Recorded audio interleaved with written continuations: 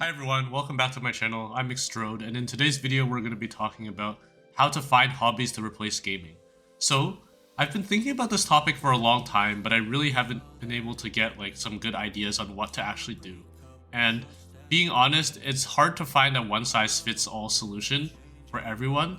So I'll just go over my thought process and how I went about finding new interests and hobbies, passions, and all that, right? So basically, you have to really come to the conclusion about what gaming is trying to do. The goal of gaming is to fulfill needs. And these are biological needs. And we can think of it like this, right? The brain is separated into three major parts: the hindbrain, the forebrain, and the midbrain. Although I'm not too familiar with these topics, we did learn about this in my intro psych class. So from my understanding of it, essentially what you have is the forebrain, which is responsible for critical thinking and higher order processes, whereas the hindbrain is the primal part of your brain, right? And this is stuff that doesn't really change, and this is what gaming is trying to fulfill.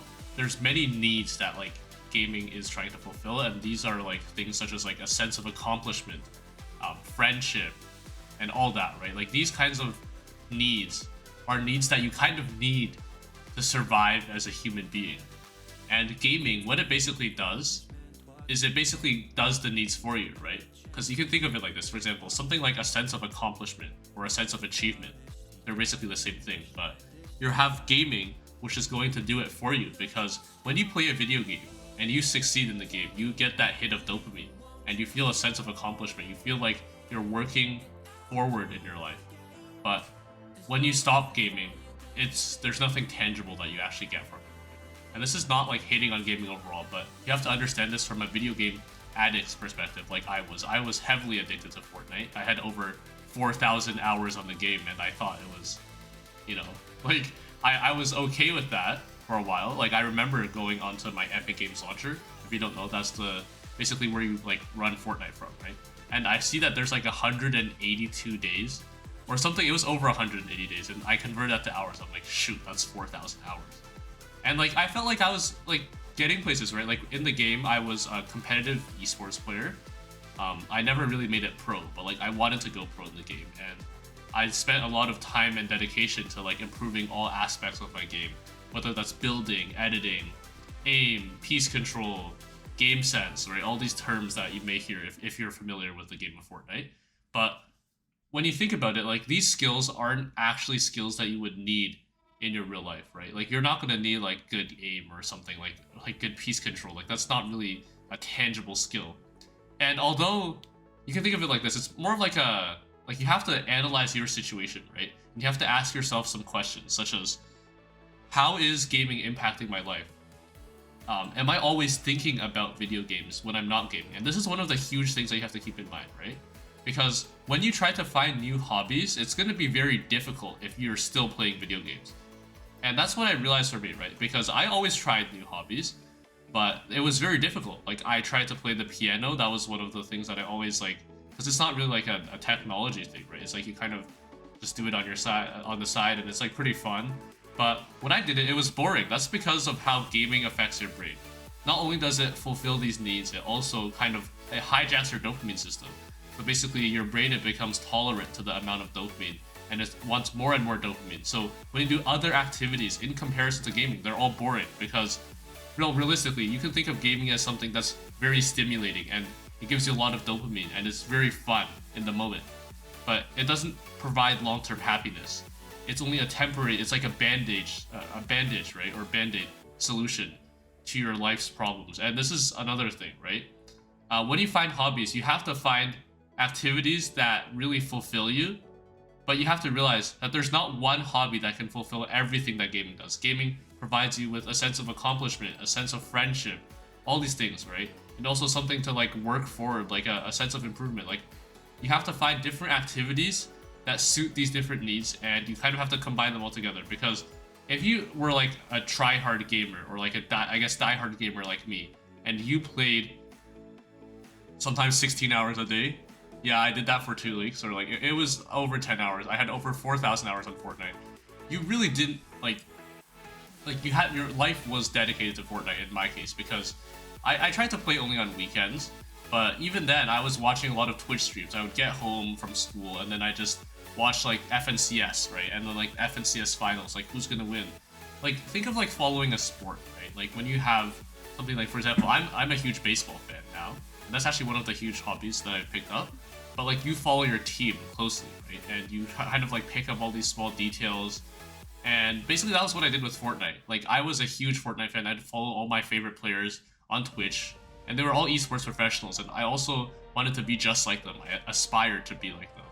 And I never got it done. Well, there were many reasons that happened, but like probably just because honestly, like with esports, it's very difficult to make it. Like that's with anything in life, but with esports in particular, like you're using a lot of time, but you're not really working towards something super tangible. And even if you do make money from the game, it's not really something that's like sustainable, unless if you're at the top of the top. So if you can be the best Fortnite player in the world, like you'll get the short-term gains for sure. But like it's not really the same. Like because I've spoken to a lot of Fortnite players, people who have like tried to go pro in Fortnite, right? But usually it's only the tier 1 professionals that are able to make like a few $100,000, which is obviously pretty good. But the time span is very short, right? Because when you're trying to go pro in Fortnite, you have only like basically just up until like maybe age 25 max, and then the rest of it you'll have to rely on other forms like content creation and streaming, which are obviously like okay avenues for success, but that's if you make it, right? But the point of this video isn't to discuss esports. It's that you have to find something that provides that same like sense of accomplishment that gaming does, right? So that's like, it could be a lot of hobbies. It doesn't have to be just one hobby that fulfills one needs. Like for me, the two of them that I have is cubing and baseball. So for me, like cubing, it's basically kind of like, it's a little bit gamified in the sense that like, I guess like whatever thing that you say like that applies to gaming, right? For example, like, you know, getting like good results, right? For cubing, like it would be breaking your personal records. But it also does like face the same issues that gaming does, in the sense that like by definition it could be considered a waste of time, right? Because you're not really moving forward in life. And I totally understand that. Like I understand that like cubing isn't like the most productive use of time, but the goal also isn't to be productive. It's just finding things that like fulfill you, right? And for me, cubing is able to provide like similar benefits to gaming, except for but basically minus the addictive nature of gaming, right? Because cubing is not the same like addictiveness as video games, at least the more addictive video games like Fortnite, right? Because when I cube, like I'm able to put it down, and I'm able to get along with like other tasks in my life without it being like a hindrance to my daily life. And for baseball, it's kind of similar, right? Because in baseball, it's basically, I feel like sports are basically like the closest thing to video games that are basically actually beneficial, because you have the physical benefit and you can build like lasting friendships, right? And obviously like gaming friendships, like they're virtual, right? But like sports friendships, they're in real life. And you can think about sports as it's just basically video games, but you're actually using your body and you're getting physical exercise. And for me, that's baseball, right? And I know baseball isn't the most physically demanding sport, but there are many like physical aspects of the game. And I call it a game, yeah, because it's basically, it is a game, it's just not a video game. And you basically have the same things, right? You can improve your skills, like whether that's hitting, or it's pitching, or it's fielding, or it's like throwing, right? Like all these different skills is kind of like improving your editing and piece control, but it's all in real life. And you're actually getting like, you're getting good physical exercise, and you're able to connect with the people that are on your team. And they're just not people on like that you're in the same Discord call. They're people you can see in real life. And that's where I feel like the value is. It's the real life interactions, because gaming, like let's be real here, it's completely virtual. And like obviously if you're not addicted, like you can do whatever you want. But like as someone who is addicted to video games, I saw my gaming friends as my real life friends. Well, not my real life friends, but they were my actual friends, right? And it was hard to like cut them off, because they all came from like different places in the world, but like I would never actually like, you can't really connect with them on the same level as someone you meet in real life. Like that should be pretty obvious. And yeah, baseball is allowed to that for me. And also, I've also been another good one for a sense of accomplishment is going to the gym. And I've only gotten into it very recently, but it's basically like you're hitting PRs, right? Whether that's like your bench press PR or just like whatever like exercises that you plan on like doing. It's basically the same feeling, but like going to the gym playing baseball, like these things are actually very like helpful for like physically, right? Because with video games, you're sitting on your chair all day. That's not really good for like your health in any way. It's really about like I don't want to be like cliche here, but like you gotta touch grass, you know? Like you can't just like only um like be in the virtual world. And yeah, that's another thing to keep in mind. And another like sense of like another need that you need, right? Is like friendship, right? And I feel like the best one for this is like how do you go about this? It's mostly like spending time with friends, like hanging out with friends, right? Because that's pretty much how you get like the sense of like friendship, right? Because but that's where it gets a bit trickier because when you're like with friends, like you have to have friends in the first place, right? But like when you play video games, like it's like most of your friends are like your online friends. At least it was for me. I had a lot of friends on Fortnite. I didn't really talk to many people in real life, but like it's not extremely difficult to make friends, but like you kind of have to put yourself out there, right? For example, like joining whether that's joining like a club at your school or just like simply talking to people in your class, or like if you're on university residence, like that'd be talking to people like in your like on your floor or like in your suite, right? Like that kind of thing, right? And you kind of just have to like build up these social skills, and it's not easy for sure because with video games, like you're kind of behind a screen, right? So you feel like a lot more, I guess, a lot less vulnerable compared to in person. At least from my experience, it's been like I'm able to like socialize like relatively okay, but it's still like a bit of a. It's not something I'm comfortable with, right? It's not something that's very easy to do for me at least. And yeah, just being able to like find social skills or like build these social skills. Like you can think of building social skills like here's my best idea, right? Or how to go about hobbies, right? You have to think about life as a video game. And I know it, yeah, it's another cliche thing that I just said, but you have to think about life as something that's basically you can level up skills in real life, whether that's your social skills, your physical strength from the gym, like your career, right? And these things, they're all like small things where you have to just improve like 1% every day, and eventually they'll all like compound, right? And that's different from gaming, whereas like you see instant results. Like if you maybe not like in esports, but like in general, like if you get like a win or something on Fortnite, like you get the sense of dopamine. But real life doesn't work the same way because nothing comes easy in life, and that's kind of like a huge thing that I've learned. Nothing comes easy. Everything requires hard work, lots of it, and just kind of like working relentlessly towards your goals. But obviously, you can justify that like video games they're for entertainment, right? And that's not what the point of the video is.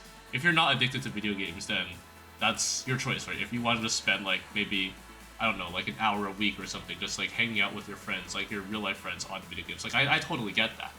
But like if you're someone who's addicted to video games, like my advice would be that you have to cut off gaming first, and you kind of have to do like a dopamine detox, but like or a gaming detox. There's one that I've heard of online from this YouTube channel called Game Quitters. So basically, like you just stop gaming for 90 days, and you kind of have to let your like dopamine levels like return to baseline, and then after that you can work with that and try out new things. It's not going to be fun in the beginning. It's going to be hard to really get a hang of, but eventually you'll be able to just pick up new things. Like for me, when I quit gaming, it was really an empty void. It was not easy by any means, and it was just all like it felt really boring to me, right? Like I would just do activities like with seemingly no purpose. But as time went on, like slowly these things picked up, right? Like first it was cubing for me, right? Like I started cubing since I used to really like cubing a lot, but since I did so much gaming, I couldn't cube a lot, right?